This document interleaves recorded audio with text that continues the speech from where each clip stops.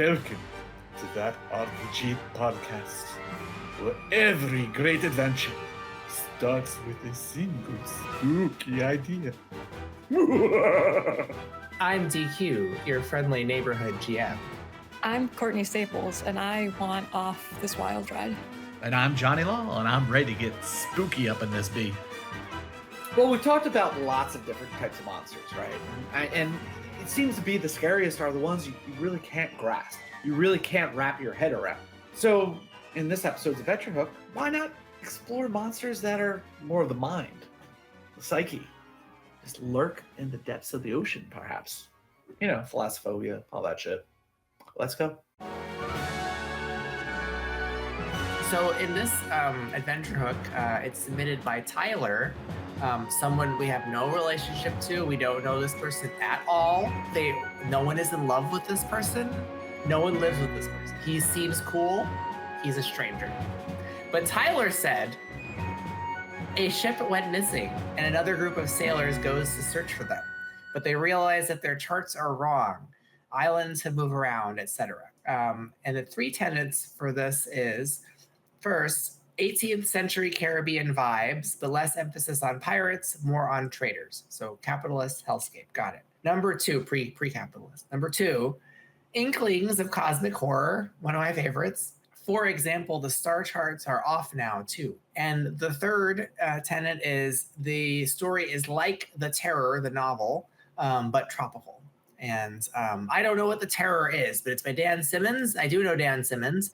But thankfully, Courtney here has read The Terror, so she can tell us. Yes, yep. It is a novel by Dan Simmons, which was then turned into the first season of the show of the same name, The Terror. It's like a fictionalized telling of the lost expedition in the mid-1850s to locate the Northwest Passage with the HMS Erebus and the HMS Terror. I really love it as a book, and I thought the series did overall good, but the book was better, of course. But it's essentially these crews are dealing with the very real threats of starvation and scurvy and the cold and just being stranded out in the Arctic, essentially. But Dan Simmons added a little sprinkle on top of a horrible monster that is hunting them down. And it's great. It's really like tense, and there's a lot of buildup. And one of the things that I like so much about the book that unfortunately didn't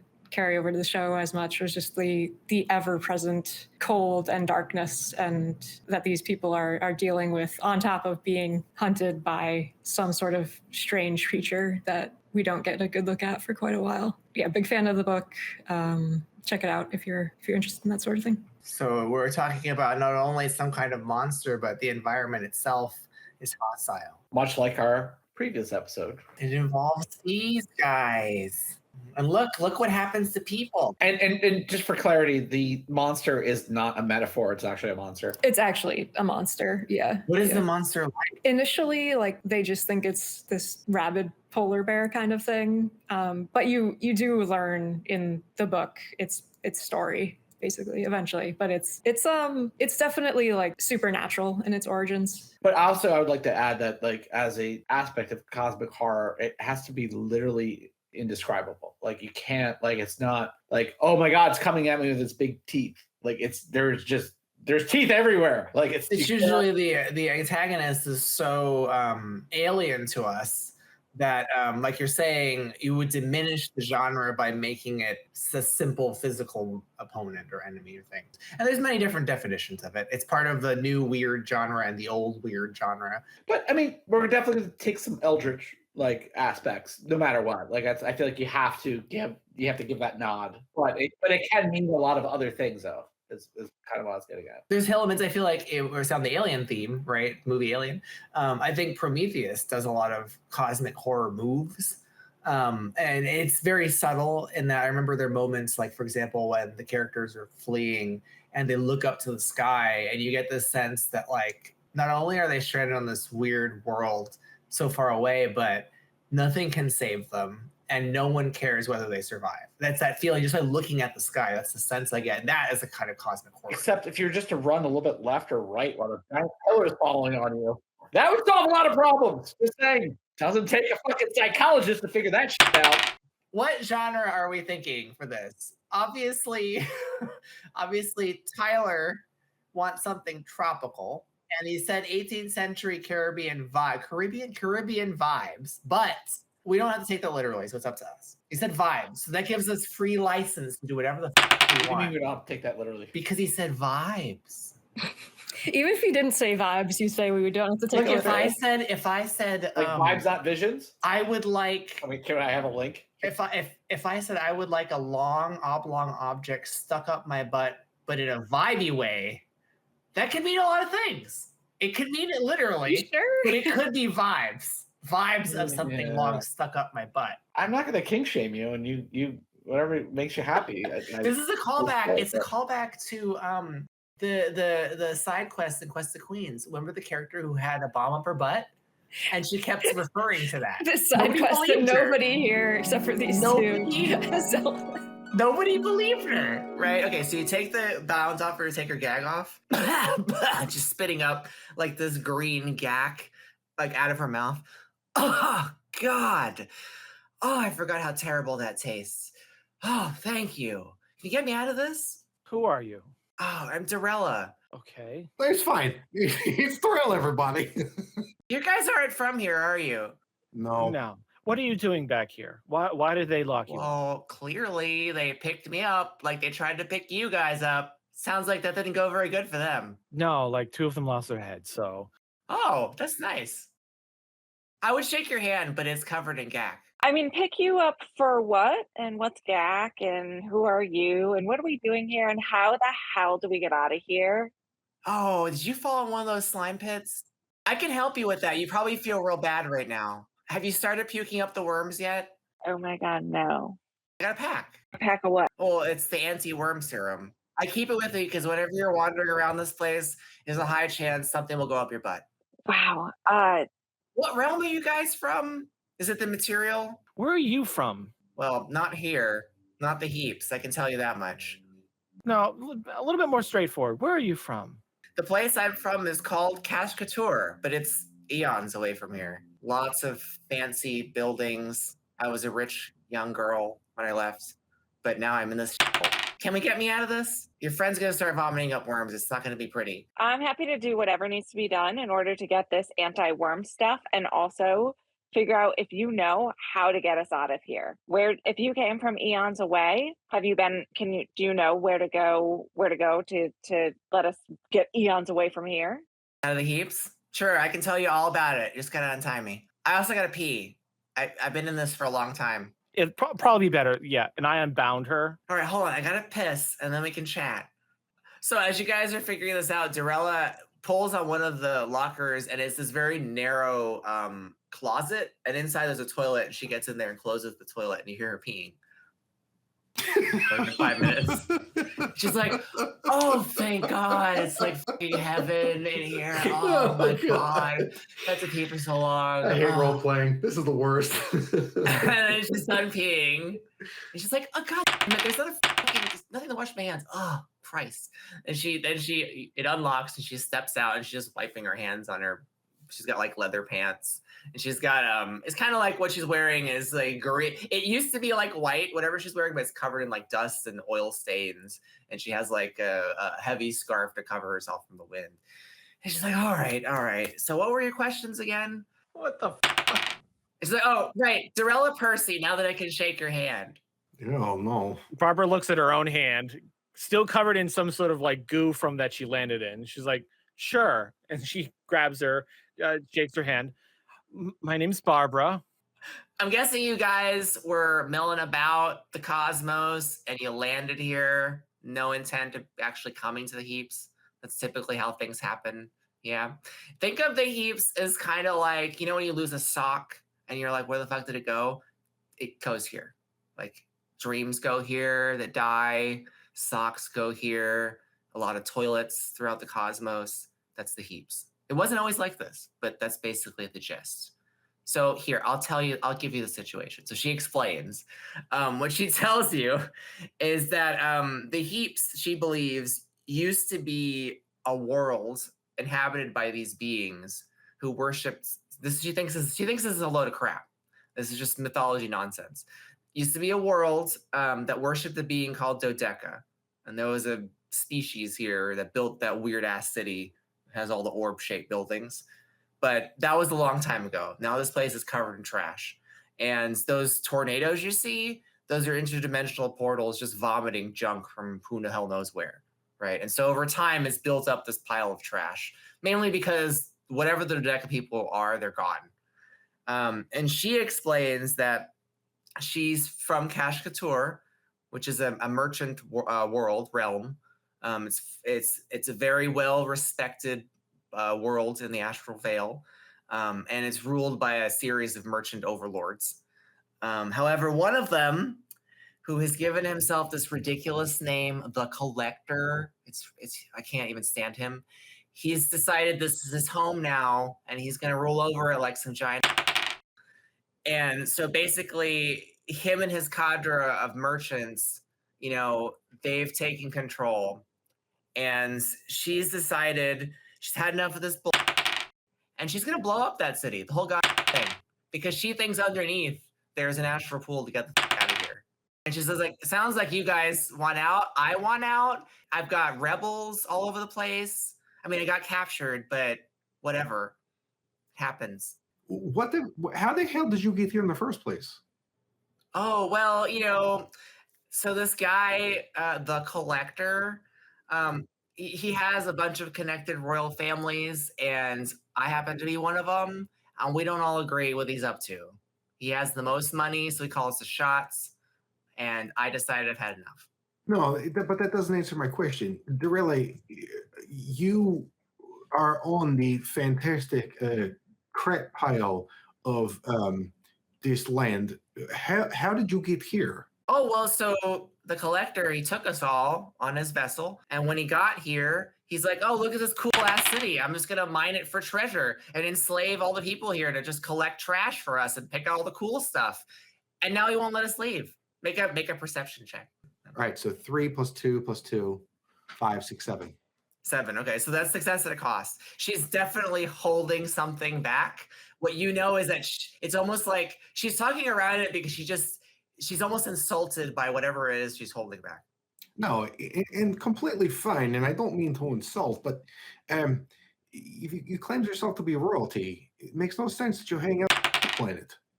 Right, I want to get off the planet. So what I did is I spent the last 3 years cavorting with these idiot trash people to find a handful of them who are willing to blow this place up. And guess what? In my butt, there is a bomb. I just kind of give Barbara the fourth wall look. Like I look right at her like, what the? She does the same. Yeah, She does just the like same. we meet eyes. Like it's like Beverly Hills Cop. Like we both look at each other, and Yeah.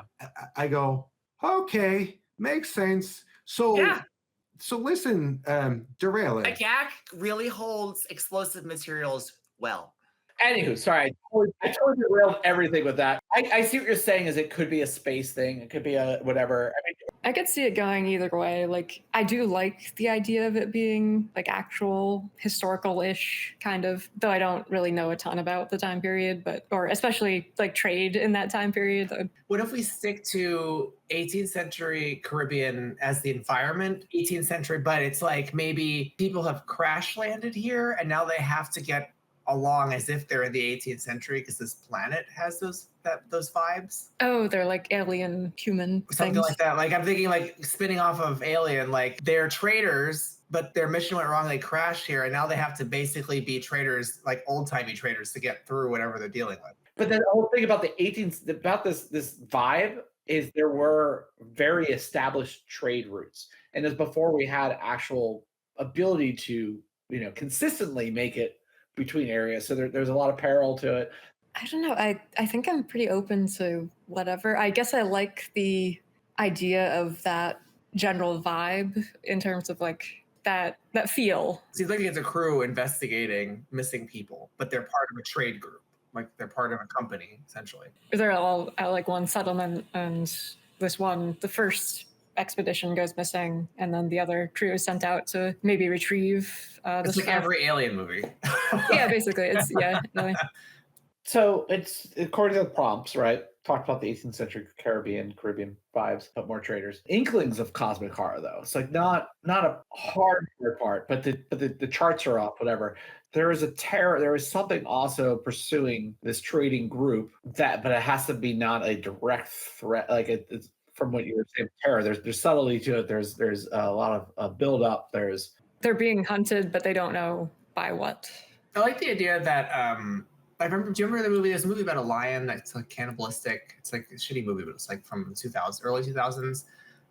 But the idea in that movie was like the lion could just be a lion that's cannibalistic, or it could be this spiritual being that's evil and that is more than a lion. I like the idea of like this story could be interpreted as totally mundane, or it actually has cosmic alien entities, eldritch entities in it. Like if we can skirt that line, it would be cool. Yeah, like if the entity is some sort of sea serpent or just shark or some ancient creature that's been, down in the trenches for who knows how long. And we never are certain what it is. Yeah, or we like get glimpses of it and, it drags people overboard and whatever, but we don't actually get like its background story. All right, so two ideas: giant squid or enormous swarms of jellyfish. I'm kind of leaning towards the secondary one. I like the jellyfish swarm, but one thing I want to step back from is we had said in the beginning we didn't want to give a flesh incarnation to this thing. So I wonder then if the thing is eldritch and cosmic horror, right? Does it have effects that it leaves that are fleshy and horrible, like a jellyfish swarm, but the thing in and of itself is indefinable? That's what I'm saying. The jellyfish is a product of the thing. Would be like they just keep coming, because the other thing is they keep getting thrown off their courses, and they're thrown off, and all of a sudden they think like, well, we should be there by now, and they're not. And like, I don't recognize that thing, and then all of a sudden the jellyfish come in, and that's like the ringing of the bell, of like, oh shit. Or like it could also be like not even living jellyfish, but just like plumes of dead sea life that come to the surface when this thing is around. I like a combo of that personally. I like that. Like the signs of its presence. And that we're building it in the same way we were talking in the previous episode, we talked about leaving evidence of the monster. And then that can, I think also we have to lean into what are the psychological effects. So I wonder, to bring us back to like adventure, right? If we're constructing this, we have to think about what are the players' hooks are gonna be really important. Because if it's horror, we have to make them personally associated with the horror things they're seeing. Well, so for the players' hooks, they're all there because they're on the ship for money or whatever reason, or maybe running away from something. But I think I think we got to focus around the trade. So it's like, I mean, you could have someone that's like, I mean, we'll get to people, we'll figure that part out. But like, I think just as a blanket that like, it's not like I'm on an adventure. No, like, this is a fucking business.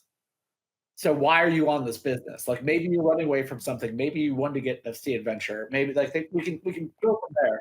But it's very much like they're a captive audience, or participants, I should say. I would dial back though, or not dial back, but go back to talking about the horror aspect and the thing. I love a combination of the jellyfish and dead marine life, as like one means that it's been there and one means that it's there. And whether or not, I don't know what that means. Like, I don't know, like, is the jellyfish being there mean that they've come in and now they're like, carrion, like they're trying to like cannibalize the death around that was left with? Or does the jellyfish part, is it the queen of the jellyfish? Like, I don't know. Like that's, but I like that. I like that distinction of like, you have these two different, warning signs, but the players learn that they mean different things. Like, oh, fuck. This is evidence that we're on the right track, or we're here with it now. And it could show up like very subtly at first. Like initially they just see like, oh, there's this massive jellyfish over here, and they don't really pay much attention to it, or maybe interact with it a little bit, but don't really think much of it. This is just another thing. Or at some other point it's like, oh, you come across like this, I don't know, school of just dead fish all over the surface of the water, and creepy obviously, but like they're just gonna they probably won't like hang out and investigate for like days or something. But It's a perfect 3-clue rule thing too, where you have the jellyfish that are off the side. The villagers talking about that there's certain times when the jellyfish are prevalent and they use them for something, whatever. Third thing could be they're in an abandoned temple and they find inscribed on a stone jellyfish bloom, which means it's a more ancient thing. So those are like 3 of the clues together. So we sidestep the genre. We know it's some form of horror, but we don't know what the setting is. So maybe what the reality is that as a GM, you could run this where it is literally in the 18th century. You could run this where you're space marines that have been marooned on this planet and you're searching for your friends. So maybe you up the tech a little bit. Or maybe you don't have the tech. They've lost their tech. That's why they're on the ground. Or, you could set this on another realm, another world that has vibes of the 18th century Caribbean. So those are, I guess we will leave that in superposition. That it's up to the GM to decide that. And we're going to focus on the mechanical construction of this adventure. I think we're on the same page with that too. yeah, I think as long as like there's a sense of loneliness to this crew that's out there exploring, and like they're just like lost because their charts are now failing them. And there's no other choice too. And there's really no one, who do you point the finger at? I can see this set up in a very interesting. We did a version of this in Monsters in Morovia when we reran it, where you're given secret cards that tell you this thing you're hiding from the party. You could have things like that where either that's how you establish your characters, or you give them a little tension by giving them dissonance through a secret message. There's ways to ratchet the tension up. Yeah, like going back to the terror, like the human element definitely played a role in the story. I mean, obviously there's the monster and the elements, but there's also the ships full of people and all of their relationships and disagreements and mutinies and all that sort of thing. Okay, so I think that's good. I like the vagueness of it lets the GM construct on. So what's then the overall goal of the players? Is it the obvious, or is there another gamey goal to this? That's an excellent question and very important question, I would think. Because presumably the goal is to find the crew, but that's the goal. Well, is the goal to find the crew or to complete the job? I think the initial goal is just to get the cargo there, and then from there you could take it on what let story hooks or what let player driven or player created story hooks basically. I like that because it gives an ostensible overriding goal that everyone's on board with in the beginning. That's very broad. All the story hooks can tie into it, but then as you execute the adventure, that goal has become secondary. As you go, there's just more dangers that rise up to, like obviously the creature in the depths and your charts are wrong, but also again going back to the terror itself was like starvation and scurvy was a huge issue there, and that progressed into cannibalism. And how far are you willing to go to survive, like that kind of mindset. Does that mean we need attrition mechanics for resources that are very aggressive? Yeah, I think so. Oh, and maybe the entity could also play a role in that. Like, since its presence potentially kills off sea life, what if it also like rots food in the hull or something? Like it's got the suppressive effects on the environment. And maybe you could even randomly determine those things. Like perhaps as they're traveling, the oppressive presence of the monster, you have a table of complications and it generates them as you go. I think it'd be fun too to have a mechanic, a social mechanic where it's like who still wants to complete the mission. Like it's like a mutiny mechanic basically. Like you just want to like turn, get the fuck out of here because none of the maps are right. Yeah. Secretly, the GM takes an ante from the players for their positions, like you're saying. So the other players don't know each other's positions. The GM knows their positions. So that way he can then create more tension between. It seems like a very Call of Cthulhu game. It would mean then that like this is a sort of PvP is on the table in this adventure. Yes and no. I think there is a decorum to be had. My thought of running this as on a table would be that you are allowed to lash out, but you're not allowed to actually kill. Okay, so it's kind of like that's like Godly of the Portal, where I'm deliberately trying to pit you against each other. Yeah, but we're not gonna like go ham or be like. And the thing is, because you can't leave. I mean, you can leave the ship, but then you're gone forever. Like it's kind of a lost element from maybe I don't know.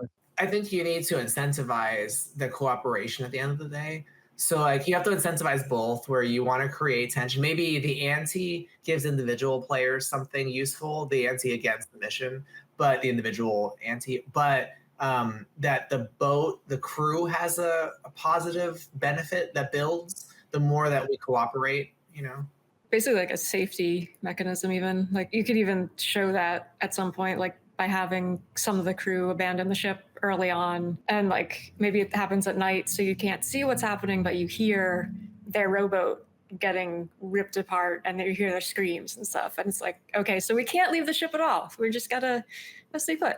Also, like 2 sessions later, it comes like you go to the next shore and the rowboat's there and they're flayed or whatever, like rotting, or like their hands around each other's neck. They're also like, yeah, like he's covered in jellyfish. Inside, like it opens up and just poured in there. Ooh, I like that. That's the evidence. That's more evidence, I was gonna say though, a good session 0 though would solve any problems with this. I mean, we need the mechanics to support that premise. That's the key. The game has to give you tools to play with in order to accomplish tension in the party, but then also cooperation. And there's got to be incentives on both parts of that, gamified incentive. Just like we have in OSR Plus, weaknesses that you're incentivized to exploit against yourself, and you have incentives to help other players. You've got to have that in the system. This game. I don't think you have to gamify it too much though. Like I do feel like I said, like a clear laying out, building the world in a session 0, and especially if you're doing bonds and stuff like that, like you could then put into people's mindset that they're not out to actually kill each other. Granted, we have experienced it ourselves while laying out bonds to people, that some people do, and not in a PvP way, but do try to kill another character, and that's it's okay. Like that works as long as you're not actually allowing them to take the character off the board. Man, it all depends on like what you want to incentivize. Like, so like whenever there's ways to, like you're saying, there's ways to incentivize it through like setting up their bonds, their story hooks in such a way that they want to pursue them. And then you can also build in lighter dials that they can turn that they want to play with, as long as you give them a reason to do it. And I think reasons to kind of potentially break from the group would be like food and stuff like that. Like if you're starving on a ship, there's a chance to like potentially go to an island nearby. You might want to risk that. What if part of the attrition was stat loss? Ooh. I hate stat rates. That I'm trying to think what would cause me to break from the group. Like I'm thinking like Lost. I'm thinking like all these like kind of like weird Caribbean islandy kind of things. And like to be able to keep your own senses would be the best thing for your survival, right? And maybe the group survived. But what if everyone was losing their senses and their abilities on a certain timer? And if you made certain actions and you're kind of not playing it, you're not playing against, but you're outplaying. It's a Survivor, right? It's like, I mean, you could even fictionalize it by saying when people are together, their collective psychic strength makes them stronger. But as they separate, they start to lose strength. And so that's where you encode this into a mechanic. So you can encode this into like, just like Jaguar does Fear and Hope, right? Perhaps in the system, you can generate either, and you get a benefit for generating what we would call fear that I get to use against everyone. But then if you do certain things that are cooperative, you get your hope that you can use to help. So it's like you're creating these narrative dials that they can play with that also gives you room to do things as a GM. So given that we've now set up this apparatus and we're on a boat, we know we want to stay together. We know we have reasons to potentially go apart. We've got elements of horror around us that's closing in. What sort of characters can we play as archetypes? I feel like just look at a list of crew members on a ship, and that can kind of be our. I would definitely say, all right, I'm just gonna crush I'm gonna crush a bunch. The Old Salt is one, and it's the sailor, the Old Salt. Like that's just someone that they've seen it all. You know, they know how to run the ship. That's it. Covers the ship. But so now, why are other people on the ship? And I think that's where the comes in. Well, I would certainly contribute the person who has a personal connection to someone who is lost. So they've joined the company because they're actually looking for someone that was in the previous crew. Maybe we treat them with a certain naivete. Yes. And so I'm going to say the ingenue. Like, you know, they may not have to be female, but they're like kind of they're not an adventurer. Maybe they have some useful knowledge, but they have a connection to the person that's lost. And so they must be some way valuable to the company, you know. So maybe they were a peer of that person, a colleague. Maybe they were married to that person, and there's money that they're bringing to the company to get them back. So there's a reason why they have to be on the crew. but they're not an adventurer and they have a personal tie. So they add an asset to the crew that's valuable, but external to the company. I like that. And then another one would be like the merchant or like the company man, essentially, like their representative. Yeah. That's your Morrow. Yeah. That's the one who has the company's best interest in mind. Like their secret objective is like, get the cargo back and everything else. Yeah. There's definitely the missionary, that someone that's there to go to the new lands to spread a word about something, and I feel like they would have some either protection against the cosmic horror or actually call drawn into it. Yeah, exactly. There could also be like the native, if it's on Earth, and like an indigenous person to the area, or he could start as a prisoner. He could start as a slave. He could start as someone who joined the company because they're from this place earlier. Basically, a hired scout. There could be the reporter. There could be the chronicler, like in King Kong, the photography guy, or in could be like an artist if you're setting it in 1700s. Or yeah, maybe they could be a poet who had read a book about this land and has spent all their fortune to join this crew to go there.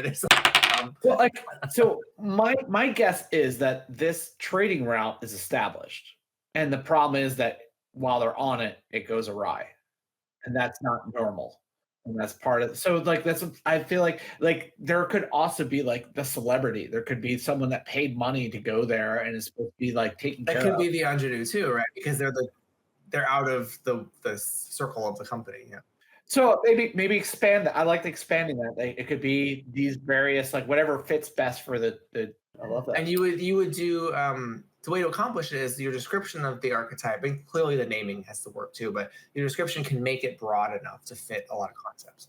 Another one that I was thinking, and I know we have the old salt that kind of encompasses the crew itself overall, but like something around like the quartermaster or the ship cook or something like that, like somebody who plays a role with supplies itself, because that's going to be like a very tense. Because they're a company man who's not as obsessed as the company man, but they're not as tired and dark and Ron Swanson-ish. Are they kind of like the Leslie Knope? The connected. So it could be someone that's worked on the ships and knows how to portion things. It could also be a smuggler that is on the ship for one reason or another and has smuggler would be an archetype for a own. I like that. But I don't think it's you don't want. I feel like if you put it taints the mission to being a smuggling mission. You have to smuggle there, but I think that could be one of the cards. It could be either. It could go either way. It could be someone that, like Courtney's saying, like a cook or quartermaster. But they're just they're the connected. They're the ranger. They're the ranger class of OSR plus. They're resourceful, is what you're saying. Yeah. So that raises a question about I talked earlier about cards, meaning secret agendas. I think it would be neat if the archetypes are paired with a secret agenda that only the players are aware of, the individual players are aware of. So, for example, smuggler could be one of the cards that any of the archetypes could have. Well, can we work that back and see if it works with each archetype? Well, say the company man is just it's just the dirty. It's Cash Patel in there. We had Old Salt smuggler. I mean, he could be smuggling some. Maybe he has encountered the evil in the past and he's smuggling a weapon to defeat it. And they don't realize his real agenda. I'll say with the missionary, same thing. Could be like they've heard of this thing happening and they're actually going there. That's a really cool concept of everyone having a card that would completely throw their character after session 0.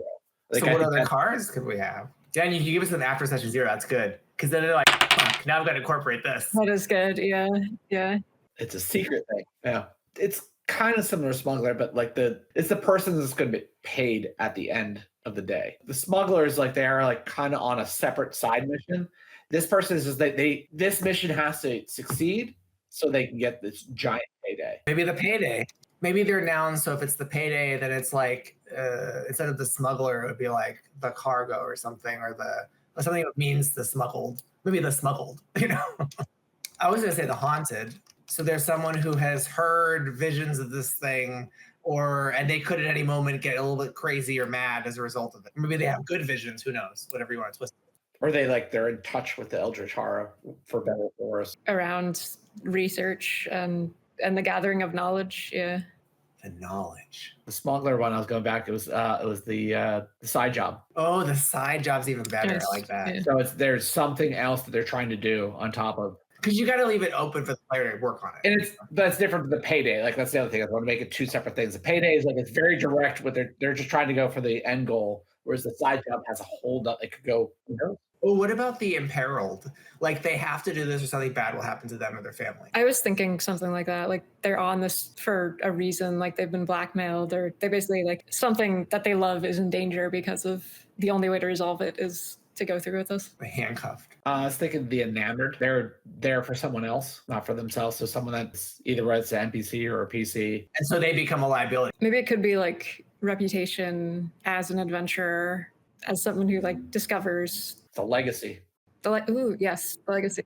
And I got the last one after that. Misplaced. The guy that showed up drunk on the ship, and they're trying to fit in the whole time. Like that's the thing. We figured out a really strong mechanic for how this works in terms of the character positioning, and we said at the outset that the character design will be really important to this, and it has become. So now we have to think about, after the fashion of mystery boxes, the locations and the nodes, the scenes that people can encounter on this adventure. We already talked about one, which is the opening kind of shot encountering the first evidence of the creatures. It could be like the storm, things like that. I think there needs to be a first and last spot defined. And the first spot is like the meeting, like them all getting on the boat together. Where you would have the initial like Clue style, like everyone kind of meets each other. Right after they set sail, like you describe the opening shot of like your ship is heading away from the dock and people on there waving and stuff, and you look around you and like these are the people who you're going to be with for the next months or whatever. And then flash forward like 3 months or whatever and have another version of that. Yeah, after they've dealt with each other. That's like one node, like where you see like how everyone comes on when they're coming off dry land, and then how are they after several whatever how many weeks at sea, and like that sets the tone for like the Because like those could be downtimes, which is great. So you got casting off, you got flashing forward, and those are you can intersperse those. Yeah, and it could be you can enact sessions here though. It's all options. And then we have, so Courtney mentioned a weather event, a storm. That's kind of like either an encounter or some sort of trap that they encounter, which would be a nice node scene, and also it could teach them about the world. I envision them eventually reaching land and exploring a space, right? So I could imagine an abandoned village or an abandoned site that is of interest to them, that suggests various eldritch things, leaves clues that evidence of the monster's presence. So I would suggest two ways of looking at this. First off is that what you're talking about is the first wrong island. Well, because they're going to hit, they're hitting things they shouldn't be hitting. That's the point of it. But and within that though, what's the theme of that island? And like you're saying, this abandoned thing. One should be like weird, crazy jungle, or like a different biome. Like what if it's a different biome? Like what if it's like no?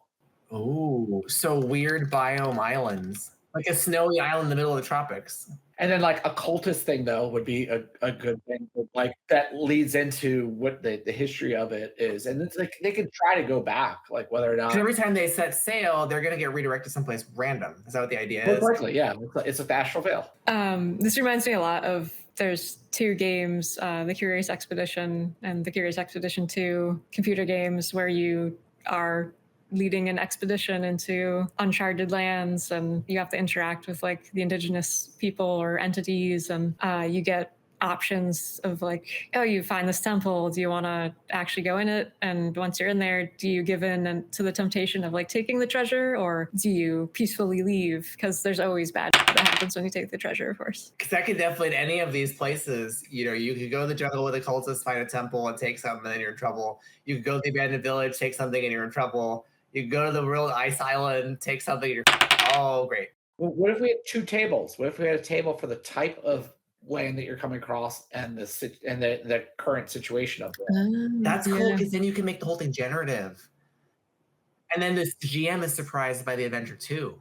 Yeah, you could have the weird biome. You could have ransacked or something like that already destroyed. You could have like a pristine one that has not been touched by the evil. You could have one that's been still colonized. So there's like extra people. But on top of that, you could have like ancient tribe, new tech or something, or You have kind of like a biome, a status of the biome, and then you're saying like introduce some kind of either event or point of interest on top of it.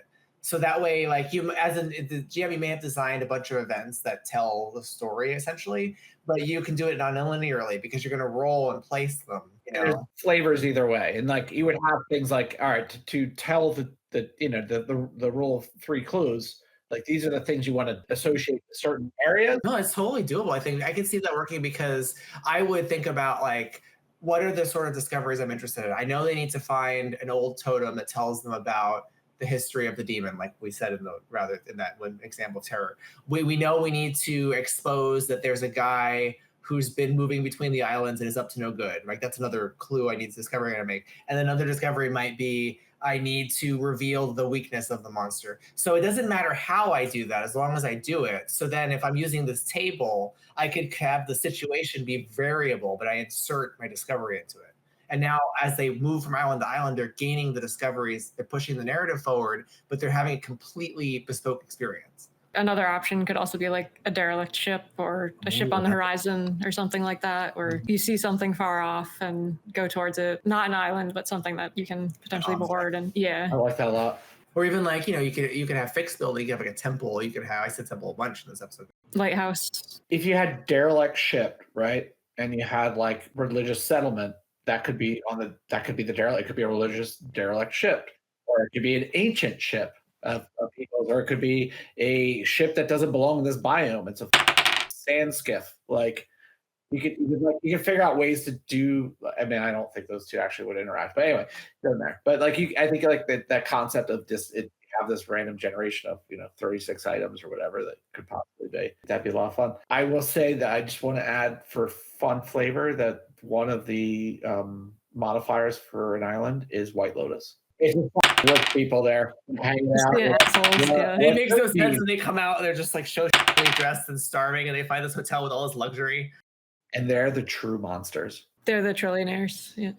I mean, that also when we were talking about this, it makes me think of there's a adventure called Brindlewood Bay. Not adventure, a system called Brindlewood Bay, which is all about like you play these maven detectives who is sort of like cozy mystery. But the trick about that system is that rather than discovering a mystery, there's pre-existing mystery, and you are solving the mystery by collecting clues like you would normal mystery. And this one, the players essentially create the clues and create the solution to the mystery dynamically. Now, that's a completely different approach to adventure design, and it takes a certain buy-in to do that. But we're doing a version of that where while the GM might have the actual solution in mind, the color of it and the shape of it is generated on the fly. So it's like 50% Brindlewood Bay-ish, which I think is fun because you get a lot of player buy-in. You could even have, when you build your table, you could then extract from the players all the crap they've generated in Pledge Zero and fill the tables further and tweak your tables. And that might be part of the process. I think that's clutch because it's not about the mystery, it's about the monster. Yes. And the monster is about the players, potentially, their fears. They're the monsters. Another island that I'm surprised we didn't think of before, but Epstein Island. Oh, obviously. No, that doesn't exist. That's inside of the White Lotus Island. So they're pedophiles. You find out they're pedophiles. They eat children. The one thing I would say, though, if you're going to run this, you goddamn programmers, no. If you're going to run this, then I would say you should, unless you're going to play a truly Brindlewood Bay Lost style thing, and you tell the players in advance, I don't know how this is going to go because I don't actually have an ending, and we're all going to buy into this and generate it on the fly, and I'll be surprised. And you tell them that in advance. If you do that, you're fine. But if you don't do that, you're just making it up as you go along. And if you don't have that buy-in to start, they're not going to be happy when they realize you were just thing and rolling on tables, and that they have to figure it out. They're gonna be so pissed after X years or year or however long you play this. There's no answer because you don't have one. So you either better tell them there's no answer in the beginning, or you better have an answer. Just like John said, like the ending of Lost, you get there and it's like, really? He said it was purgatory. You said it wasn't purgatory, and then it's purgatory. What? Well, we're on the second to last item here. Who's the antagonist? Is it the monster? I think that's like an antagonist, but I feel like there could be possibility for even like a saboteur on the ship. Ooh, a saboteur. I really like. That's cool. I really want to go back to Epstein Island. I really think if this is a place that people get trapped in, like many have in the past, because clearly there's a ton of weird islands, I could see the villain really being, again, pointing back to the theme of being ourselves, someone who decided to take advantage of this place and can't get out. You know, so if you have an Epstein Island, that could be like one of the gated final nodes where you think you found your salvation, but really it's the worst island. I like that. Yeah. I'm not against it. I don't. We're already talking about slave trade, so That's true. There could be slavery too. You could have a horrific table that's just every egregious thing you can think of. And when they get to the island, you roll it and you're like, oh, I gotta put pedophilia, I gotta put cannibalism, and I gotta put human sacrifice together. It's doable. You could do it. I mean, human sacrifice isn't necessarily like it, yeah, I think there's like the entity in the ocean that's hunting them. That's like a antagonist that they have to evade or figure out how to deal with in some way. But yeah, I feel like there should be some other element, like probably a human element, which could be random, like you said. I hate when I raise a question and then I answer it. What was wrong with me? I'm just gonna shift the answers around so I'm not the first one to respond. You're efficient. It's fine. It's fine. It's fine. It's fine. I'm not really too worried about the antagonist. I feel like it's kind of built into it, and like I would want to kind of make it one of the cards be the antagonist, but that seems like a saboteur could be a card. Well, I mean, or it's when you pick your card, maybe it's a certain number or something is the bad card, and you tell them as well, like on top of what you have, you're also the bad guy. But that's a whole different kind of game. So I don't know if I really want to like set it as basic. Like I think the enemy or the terror, so to speak, but moreover the threat of the terror is the true antagonist. It's not even because they're not going to fight it. It's what will they do to themselves because of it. And like, what will you do? Like what if there's a situation where one of you can get away, but the other one can't? And like, that goes back to what Courtney said about the real test, at least in the terror you said, is about survival and what length will you go to survive. I think that'd be really cool. And like, it's not PvP necessarily, but it's like you can really go over. It's kind of like it could also be like a Among Us kind of thing too, where it's, pointing fingers at who is the saboteur. Yes. I mean, you could even, as you go along, like suppose you wrote up 3 characters and you may not use them all, but like if someone dies, the next one gets picked up among the islands. Yeah, or they're just another person on the ship who has been like a background character. Yeah, I think that could work really well. I don't know how you do that in session 0, but I think we can figure it out if we really want to. Well, now I gotta figure it out with a twist. Let me find my twist thingy. It's gonna fit right into stuff we already talked about because probably like keeps happening. Yeah. Whenever you have a great idea, like the twist comes up, it's like that doesn't do anything. Better not be a monster. All right, adventure hook rolls. Okay, so when it comes to these, we have a choice between we'll roll between a monster twist, a genre genre. What's the word? You all right there, buddy? When you flip it, when you inversion, genre inversion. No, that's not right. When you switch the genre or reimagining or adventure type changes, or we add a story hook. So don't roll a monster. Whoever's rolling, roll a d4. If you roll a monster, I'm gonna be so sad. I'm gonna roll d4 because you've been rolling monsters. Yeah, I know. This is the monster episode, so that is a 1. Oh, me! It's a monster. It's a fucking monster. God damn it! Didn't we get one where it wasn't a monster though? There's like a single single time. Episodes, one time. Before I go to the monster though, we did want to talk about adventure type. I just want to talk about what it is because we do that every time.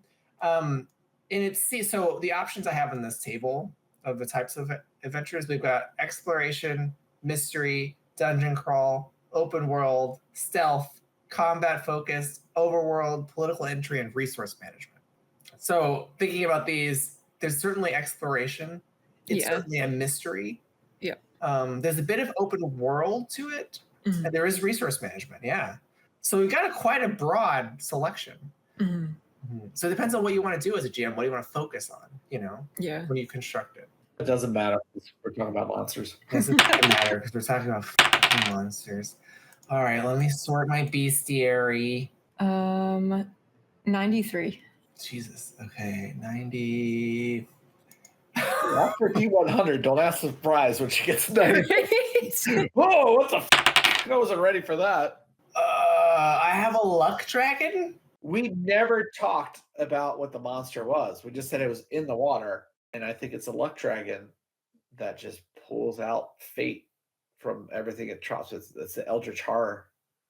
It is fate.